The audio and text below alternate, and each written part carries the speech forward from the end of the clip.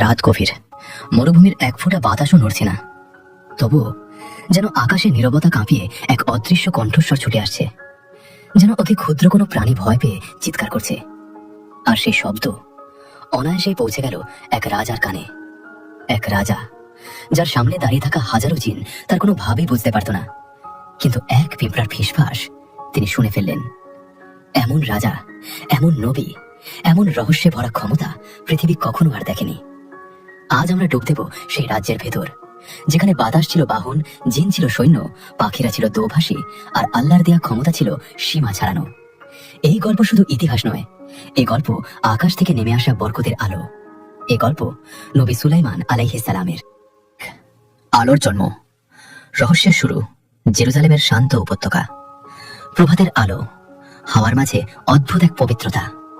দাউদ আলাইহিস সালামের ঘরে জন্ম নিলেন এক শিশু, যার চোখে ছিল বিস্ময়, মনে ছিল জ্ঞান, আর ললাটে ছিল আল্লাহর নূরের ছাপ। শিশুটির নাম রাখা হলো সুলাইমান। তিনি ছিলেন এমন বুদ্ধিমান যে শৈশবেই তার মস্তিষ্ক আল্লাহর দেওয়া নূরে আলোকিত ছিল। একদিন দরবারে দুই নারী এলেন, এক শিশুকে নিয়ে তুমুল ঝগড়া করে। এটা আমার সন্তান, না আমার। দাউদ আলাইহিস সালাম বিষয়টি বুঝতে পারলেন না। মানুষজন হতাশ। হঠাৎ সামনে এগিয়ে এলেন কিশোর সুলাইমান। তার চোখে ছিল অদ্ভুত এক দৃঢ়তা। তিনি বললেন, একটি তলোয়ার আনো। দরবার নিস্তব্ধ।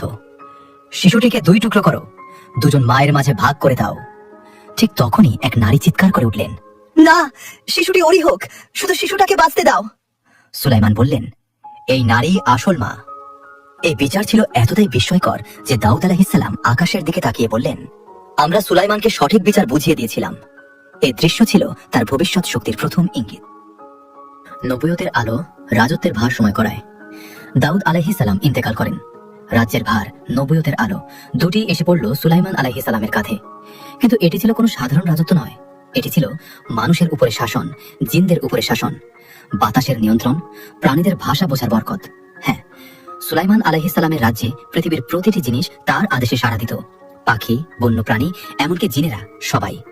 তার দরবার ছিল এমন, হাজার হাজার মানুষ তার সামনে মাথা নত করে। আর একটু দূরে দাঁড়িয়ে আছে আগুনের সৃষ্টি জিনেরা। তাদের মুখে বিস্ময়, ভক্তি, ভয়। জিনরা ভাবত, এই মানুষ নাকি ফেরেশতা।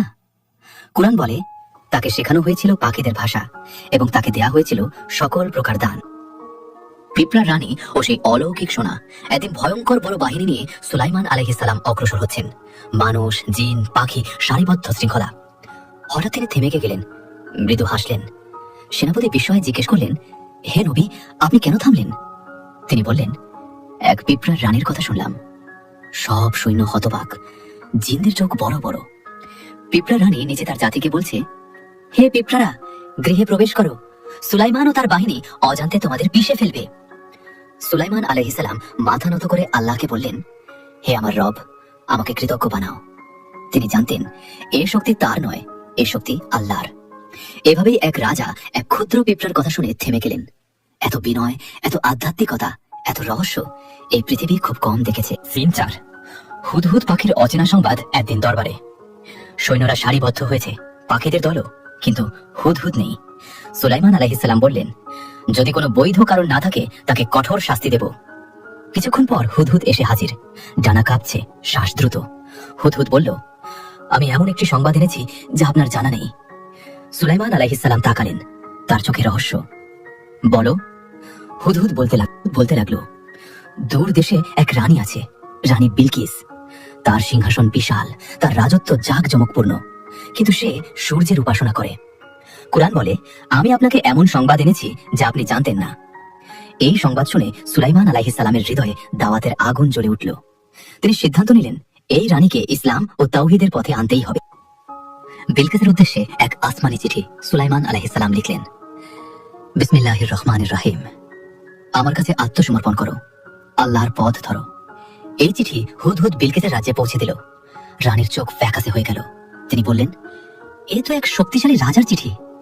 মন্ত্রীদের ডাকলেন, কেউ যুদ্ধ চাইল, কেউ সমঝোতা। অবশেষে বিলকিস বললেন, রাজারা যখন কোনো দেশে প্রবেশ করে সেটিকে ধ্বংস করে ফেলে। তিনি এক উপহার পাঠালেন সুলাইমান আলাইহিস সালামের কাছে। কিন্তু সুলাইমান আলাইহিস সালাম বললেন, আল্লাহ আমাকে যা দিয়েছেন তা তোমাদের উপহারের চেয়ে উত্তম। এই কথা বিলকিস শুনে বুঝলেন, এই মানুষ কোনো সাধারণ রাজা নয়, এই মানুষ আসমানি। তিনি সিদ্ধান্ত নিলেন নিজেই যাত্রা করবেন নবীর দরবারে। বিলকিসের সিংহাসন। অদৃশ্য পথ দিয়ে আনা বিলকিস তার রাজ্য থেকে সুলাইমান আলাইহিস সালামের দিকে যাত্রা শুরু করেছেন। এদিকে নবীর দরবারে শান্ত বাতাস বইছে, কিন্তু সেই শান্তির নিচে লুকিয়ে আছে এক বিশাল পরিকল্পনা। সুলাইমান আলাইহিস সালাম তার মন্ত্রীদের বললেন, কে আমাকে বিলকিসের সিংহাসন এনে দিতে পারবে? সে আসার আগেই দরবারে গভীর নীরবতা। হঠাৎ সামনে এগিয়ে এলো এক ভয়ঙ্কর জিন। তার চোখে আগুনের লেলিহান স্ফুলিঙ্গ, তার কণ্ঠে কম্পন, ক্ষমতা, অহংকার। সে বলল, আমি আপনাকে দাঁড়ানোর আগেই তার সিংহাসন এনে দেব। দরবার কেঁপে উঠল। জিনদের শক্তি কতটা ভয়ঙ্কর হতে পারে মানুষের কল্পনায় যার ধার ধারে না। কিন্তু সুলাইমান আলাইহিস সালাম শান্ত। ঠিক তখনই সামনে দাঁড়ালেন আরেকজন। কোরআন তাকে বর্ণনা করেছে, যার কাছে ছিল কিতাবের কিছু জ্ঞান। একজন মানুষ, অথবা এক ফেরেশতা, অথবা এক আসমানি জ্ঞানধারী আল্লাহর ওলি। তিনি বললেন, আমি আপনার চোখের পলক ফেলার আগে এনে দেব। এরপর যা ঘটল তা শুধু মানুষের নয়, বরং জিনদের চোখও বিস্ময়ে উল্টে গেল। এক মুহূর্ত, এক নিঃশব্দ অন্ধকারের স্পন্দন। বাতাস ঘূর্ণির মতো উঠল, আর সবার সামনে এক বিশাল ঝিলমিল করা সোনালী সিংহাসন। এ যেন কিয়ামতের দিনের এক ঝলক। সুলাইমান আলাইহিস সালাম সিংহাসনের দিকে তাকালেন। তার কণ্ঠে গভীর রহস্যময়তা। এ আমার প্রতিপালকের পক্ষ থেকে একটি পরীক্ষা। এই কথা শুনে জিনরা মাথা নিচু করল, কারণ তারা বুঝল একজন মানুষের ইলম তাদের হাজার বছরের শক্তিকেও ছাড়িয়ে যেতে পারে। সিংহাসনের রূপ পরিবর্তন। সুলাইমান আলাইহিস সালাম বললেন, সিংহাসনটিকে একটু পরিবর্তন করে দাও, দেখি বিলকিস তা চিনতে পারে কিনা। তার আদেশে জিনরা অদ্ভুত গতিতে কাজ করলো। সোনা পাল্টে হলো রূপালী, আভারত্নের অবস্থান বদলে গেল কাঠের কাজের নকশা, উল্টে গেল পুরো সিংহাসন নতুন রূপ পেল। এটি ছিল এক মানসিক পরীক্ষা, এক আধ্যাত্মিক খেলাও। কারণ নবী জানতেন, এক মানুষ যখন সত্যের দুয়ারে আসে, আল্লাহ তার অন্তরে হিকমত দেন। বিলকিসের আগমন ও তার জ্ঞান পরীক্ষা। বিলকিস তার মন্ত্রী সহ সুলাইমানের দরবারে প্রবেশ করলেন। তার চোখে বিস্ময়। তিনি সিংহাসনের দিকে তাকালেন। সুলাইমান আলাইহিস সালাম জিজ্ঞেস করলেন, এ কি, তোমার সিংহাসন বলে মনে হয়? তিনি কোনো অহংকার করলেন না, কোনো জেদ করলেন না, বুদ্ধিমত্তার সর্বোচ্চ ব্যবহার করলেন। তিনি বললেন, এত আমারই মতো, এমনকি হয়তো এটাই, কিন্তু আপনি তো আমার আগেই পৌঁছে গেছেন। দরবারে উপস্থিত লোকেরা তার জ্ঞান দেখে বিস্মিত। কাচের প্রাসাদের রহস্যময় করিডোর। সুলাইমান আলাইহিস সালাম তার পরবর্তী পরীক্ষা প্রস্তুত করেছেন। তিনি বিলকিসকে ডেকে বললেন, প্রাসাদের ভিতরে প্রবেশ করো। বিলকিস যখন প্রাসাদের দিকে অগ্রসর হলেন, তিনি দেখলেন মেঝে পুরো পানি দিয়ে ভর্তি। স্বচ্ছ নীল তরঙ্গ আলো প্রতিফলিত করছে। রানী ভয় পেলেন। তিনি তার পোশাক সামান্য তুলে নিলেন যাতে পানিতে ভিজে না যায়। সুলাইমান আলাইহিস সালাম বললেন, এটা পানি নয়, এটা কাঁচ। এই ছিল মানুষের ইতিহাসে প্রথম কাচের স্বচ্ছ ফ্লোর ডিজাইন। এটি কাচে মোড়া একটি প্রাসাদ। বিলকিস হতবাক। তিনি বুঝলেন, এই রাজা ক্ষমতার জোরে চলে না, বরং ইলম ও রহমতের শক্তিতে চলে। তার হৃদয় নরম হয়ে গেল, তার অহংকার ভেঙে গেল। এক মুহূর্তে পুরো আত্মা বদলে গেল। তিনি বললেন, হে আমার রব, আমি আমার উপর জুলুম করেছি। আমি সুলাইমানের সাথে আল্লাহর কাছে আত্মসমর্পণ করছি। এই ছিল ইতিহাসের অন্যতম সুন্দর ঈমানের ঘোষণা। বিলকিসের চোখে জল। হাজার বছরের শিরক, সূর্য উপাসনা, বংশের অহংকার সব মুছে গেল। সেই মুহূর্তে আসমান ও জমিনের মাঝে এক শান্তি নেমে এলো। জিনকুল ফিসফিস করে বলল, নবীর দাওয়াত কত শক্তিশালী। সুলাইমান আলাইহিস সালাম বললেন, ইসলাম শুধু বাহ্যিক জয় নয়, এ জয় অন্তরের। এই কথা শুনে মানুষ, জিন, ফেরেশতা সবাই মাথা নিচু করল। কারণ সত্য আলো হৃদয়কে এমন ভাবে বদলে দিতে পারে যা হাজার সৈন্যের শক্তিতেও সম্ভব নয়। বিলকিস ঈমান আনার পরে সুলাইমান আলাইহিস সালামের সাম্রাজ্য আরো বিস্তৃত হলো।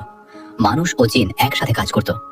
জিনদের কাজ ছিল পাহাড় কেটে প্রাসাদ বানানো, মহাসাগরের নিচ থেকে মুক্তা সংগ্রহ, বিশাল তামার ভাটিতে কলন কাজ, রহস্যময় স্থাপত্য তৈরি কুরআন বর্ণনা করে। সূরা সাবা 12-13। জিনরা তার সামনে কাজ করত। সে যা চাইতে প্রাসাদ, মূর্তি, পাত্র, স্থাপনা সব তৈরি করত। জিনরা সুলাইমানকে ভয় করত, কারণ তারা জানত তার শক্তি শুধু পৃথিবীর নয়, আসমানি। তার আদেশ অমান্য করা মানে আল্লাহর আদেশ অমান্য করা। ভয়ঙ্কর আফ্রিত জিনের ঘটনা। দরবারে একদিন আসে খবর, এক দেশে এক শক্তিশালী আফ্রিত জিন মানুষদের আতঙ্কিত করছে। জিনদের সেনাপতি এসে বলল, হে নবী, সে আগুনের সৃষ্টি, তার শক্তি অত্যন্ত প্রবল, কেউ তাকে আটকাতে পারে না। সুলাইমান আলাইহিস সালাম চোখ বন্ধ করলেন। বাতাস থেমে গেল, দরবার নিস্তব্ধ। তিনি আসমানের দিকে তাকিয়ে বললেন, তাকে আমার সামনে নিয়ে আসো। সেনাপতিরা ভয় পেয়ে গেল। কিছুক্ষণ পরে তারা সেই ভয়ঙ্কর আফ্রিদকে শেকলে বাঁধা অবস্থায় নিয়ে এলো। জিনটি আগুনের মতো ঝলসে যাচ্ছে, তবুও সুলাইমানকে দেখে কাঁপছে। তিনি বললেন, আমি আল্লাহর বান্দা, আল্লাহর আজ্ঞাই এই সর্বোচ্চ। জিনটি মাথা নিচু করে আল্লাহর একত্ব স্বীকার করল। বাকি জিনেরা এই দৃশ্য দেখে বুঝল সুলাইমান শুধু রাজা নন, একজন আসমানি নেতা। সুলাইমান আলাইহিসসালামের অন্তরের জগৎ। যদিও তার সাম্রাজ্য ছিল পৃথিবীর সবচেয়ে শক্তিশালী, তিনি কখনো অহংকার করতেন না। রাতে তিনি একা বসে ইবাদত করতেন, মাঠের ছোট পাখিকে পানি দিতেন, পথের পিঁপড়াকে দেখে পথ পরিবর্তন করতেন। এটাই ছিল তার আসল শক্তি, বিনয়। একবার তিনি আসমানের দিকে তাকিয়ে বললেন, হে আমার রব, তোমার নেয়ামত আমাকে পরীক্ষা করছে, আমাকে কৃতজ্ঞ বানাও। এই কথা শুনে জিনেরা কেঁপে উঠল। একজন রাজা, এত ক্ষমতাধর, এত এলম, এত সোনা, তবুও এত বিনয়। এই দেখে ফেরেশতারাও বলল, এমন বিনয়ী রাজা পৃথিবীতে খুব কম এসেছে। বাতাস, এক আসমানি বাহন, রাত শেষের আভা। দরবারের মাঝখানে দাঁড়িয়ে আছেন নবী সুলাইমান আলাইহিস সালাম। চারদিকে জিন, ফেরেশতা, পাখি ও মানুষ শৃঙ্খলিত সারিতে দাঁড়িয়ে আছে। তিনি দুহাত উঠালেন, চোখ বন্ধ। ধীরে ধীরে তিনি বললেন, হে বাতাস, তুই আমার রবের আদেশে আমাকে নিয়ে চল, যেদিকে চাই। চারদিক থেকে বাতাস শব্দ তুলল। আস্তে আস্তে সেই হাওয়া রূপ নিল এক বিশাল আসমানি বাহনে, যেন আল্লাহর রহমতের চাদর তাকে ঘিরে ধরছে। মানুষ বিস্ময়ে দেখছে, এক মুহূর্তে সুলাইমান আলাইহিস সালাম আকাশের দিকে উঠতে শুরু করলেন। কুরআন বলে, সুলাইমানের জন্য 12 বাতাসকে বশীভূত করা হয়েছিল, যার সকালবেলা পথ ছিল 1 মাসের পথ, আর সন্ধ্যাবেলা পথ ছিল আরেক মাসের পথ। এটি সময় ও দূরত্বকে ভেঙে দেয়া এক আসমানি প্রযুক্তি। সেনাপতিরা তাকে দেখতে পারেন না, শুধু আকাশের রহস্যময় শব্দ ঝড়ের মতো নয়, বরং শান্ত, নিয়ন্ত্রিত, আধ্যাত্মিক এক উড়ান।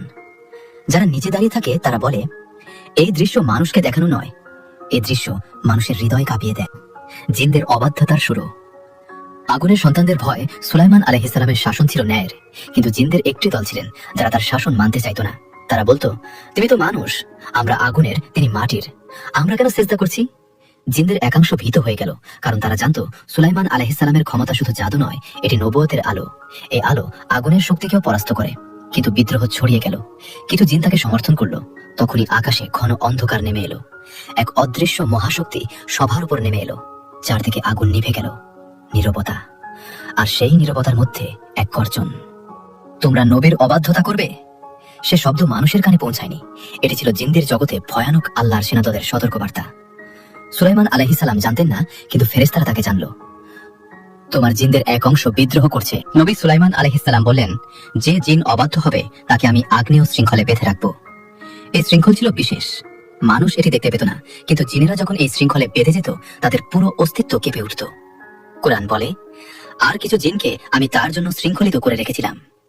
এই শৃঙ্খলের নাম ছিল আসরাত, অর্থ যাকে বেঁধে ফেলা হয়। জিনদের একটি অংশ ভয়ে আত্মসমর্পণ করল, বিদ্রোহ দমে গেল। সুলাইমান আলাইহিস সালাম বললেন, ক্ষমা আল্লাহর জন্য, যে তাওবা করবে সে মুক্ত। এই ঘোষণা শুনে অনেক জিন কেঁদে ফেলল, কারণ তারা প্রথমবার দেখল এক রাজার হাতে ক্ষমা, দয়া, ন্যায়, যা মানব জাতিকে পরিবর্তন করতে পারে। রহস্যময় মরুভূমির কূপ, যেখানে জিনেরা পান করত না, সুলাইমান আলাইহিস সালাম রাজত্বের একটি স্থান পরিদর্শনে গেলেন। সেখানে ছিল এক গভীর কূপ। মানুষ বলল, হে নবী, এ কূপ পৃথিবীর কূপ নয়, এটি জিন এবং মানুষের জগতের মাঝে এক সীমানা রেখা। এ কথা শুনে সুলাইমান আলাইহিস সালাম বিস্মিত। পৃথিবীতে এমন অনেক স্থান আছে যেখানে জিনেরা যায় না, কারণ সেখানে আল্লাহর রহমতের ফোয়ারা আছে। তিনি বললেন, নিকটবর্তী গ্রামবাসীদের বলো, এই কূপের পানি নষ্ট না করতে, এটি রহমতের স্থান। এটি ছিল জিন মানব জগতের রহস্যময় সীমানা বিন্দু। পাহাড়, নদী, প্রকৃতি সব তার অধীনে।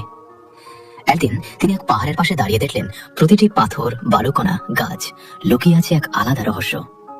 ফেরেশতারা বলল, হে সুলাইমান, তোমার জন্য পাহাড়গুলোকে বশীভূত করা হয়েছে। কুরআন বলে, পাহাড় সমূহ দাউদের সাথে তাসবিহ পড়ত, আর সুলাইমানের জন্য বাতাস, জিন সব নিয়ন্ত্রিত। তিনি হাত উঠালেন, পাহাড় যেন নরম হয়ে নুয়ে পড়ল, নদী শান্ত হয়ে গেল, বাতাস স্থির। মানুষ কেঁপে উঠল। তারা বলল, এই সাম্রাজ্য মানবীয় নয়। মৃত্যুর আগমনী ধ্বনি। আধ্যাত্মিক ভারের শুরু, বয়স বাড়ছে, কিন্তু সুলাইমান আলাইহিস সালামের মুখে অদ্ভুত শান্তি। তিনি জানতেন পৃথিবীর রাজত্ব একটি পরীক্ষা, এর সীমা আছে।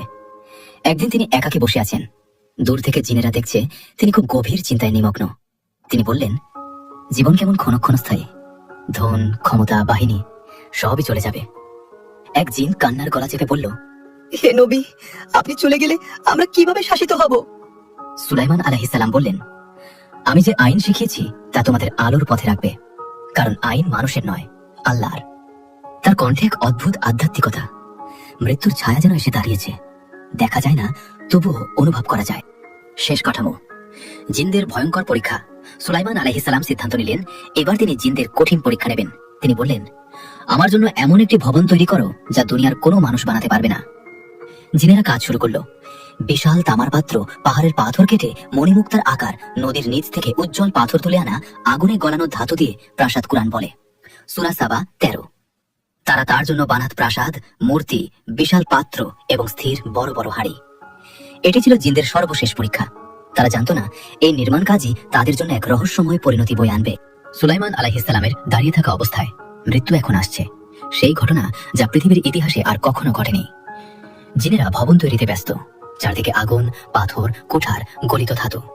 সুলাইমান আলাইহিস সালাম তার কক্ষে দাঁড়ালেন, হাতে একটি লাঠি, চোখে গভীর ইবাদতের নূর।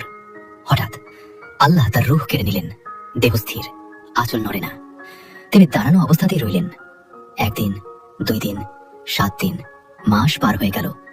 জিনেরা ভাবলো তিনি দাঁড়িয়ে রয়েছেন, অর্থাৎ তিনি ইবাদতে মগ্ন। তারা ভয়ে কাজ চালিয়ে গেল, কারণ জিনদের ধারণা ছিল নবী তাকিয়ে আছেন, তাদের পর্যবেক্ষণ করছেন। কিন্তু সত্য ছিল তিনি পৃথিবী ছেড়ে আসমানের পথে ভ্রমণ করেছেন। এমনই রহস্যে ঢাকা ছিল এই মৃত্যু। কুরআন বলে, সূরা সাবা 14, তারা বুঝতে পারল না যে তিনি মারা গেছেন যতক্ষণ না তার লাঠিকে খেয়ে ফেলা এক কীট তার দেহকে ফেলে দেয়। দেখুন রহস্য, পৃথিবীর সবচেয়ে শক্তিশালী সাম্রাজ্যের পতনের কারণ এক ক্ষুদ্র কীট। এটি ছিল আল্লাহর শিক্ষা।